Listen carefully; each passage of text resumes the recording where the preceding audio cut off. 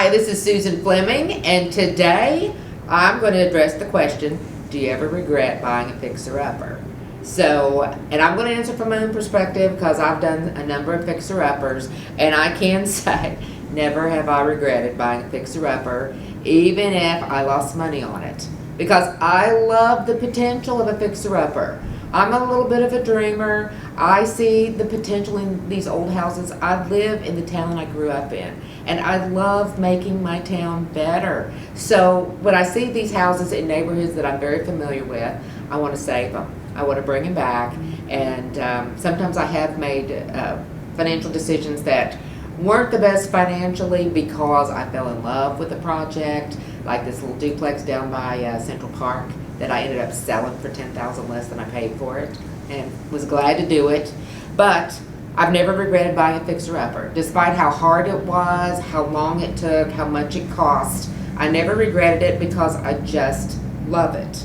And I think when you find something that you love to do, that you'll just keep doing it regardless of the cost. So that's just a lesson to apply in other areas of your life.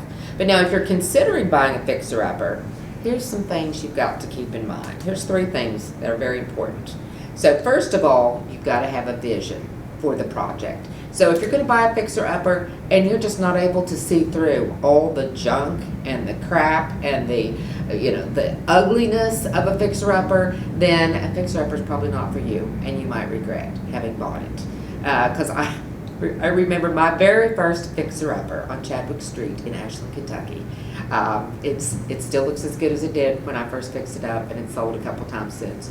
But I remember halfway through that project, I was in tears all the time because it was so hard, and I thought it would never get done. And it's like everything I did, it's like there was always something else that needed to be done. But I'd gotten in it too far. I had to continue. So you got to have that stick-to-itiveness. And I kept in mind, I could see in front of me the way I wanted the house to look, the way the floor plan was, what the finishes were, and all of that. So if you're not able to do that, then a fixer-upper might not be for you. The second thing you've got to have, if you're going to tackle a fixer-upper and not regret it, is to be realistic. Because a fixer-upper has problems. That's why it's a fixer-upper. So if you go in, expect it to be difficult. And once you start opening up walls in these older houses that are fixer-uppers, you're going to find some surprises. And some of them aren't going to be pleasant. So just be prepared for that. And I think if you go in with the mindset that you are going to discover things that are going to cause your budget to go over, they're going to take longer to fix, then you're going to be better able to handle it. And that was my third point. I got ahead of myself. To expect cost and time overruns, because everything's going to take longer than you think it's going to take. It's going to cost more than you think it's going to take. So once you do your budget for your fixer-upper, add about 20%. And if you don't use that, then that's more money in your pocket. But if you do, then you're not in a bad way because you have no more money.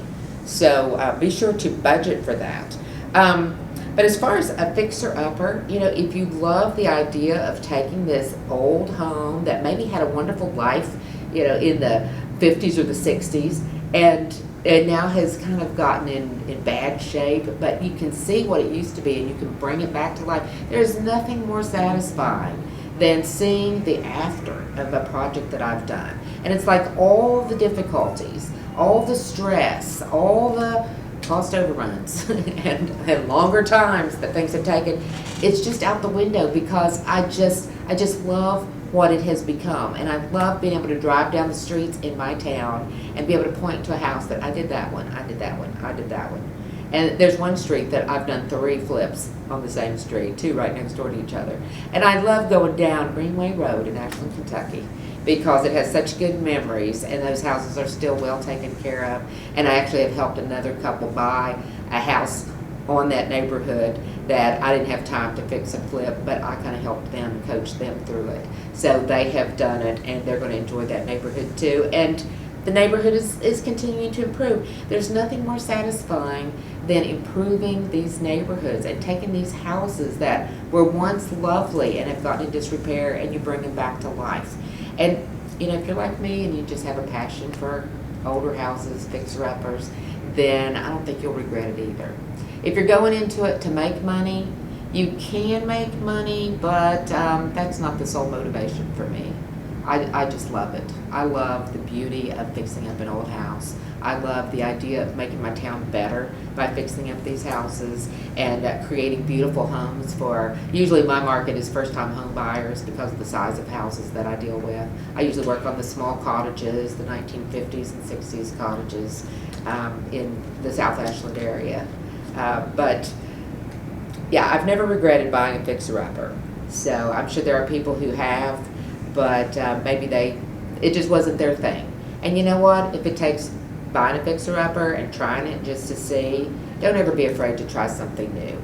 Because, you know, it's, you just never know. You might find the thing that really excites you about life.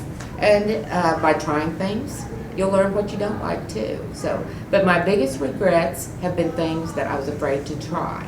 So don't ever be afraid to try, even a fixer-upper, as hard as it might be. And I'd love to talk with you more about it. So if you're looking at buying a fixer-upper, if you've got a question about that, feel free to drop it in the chat box in the comment section down below, and I'll address it in a future video. So enjoy spending time with you. Let's talk some more real estate in the future. Take care now. Bye.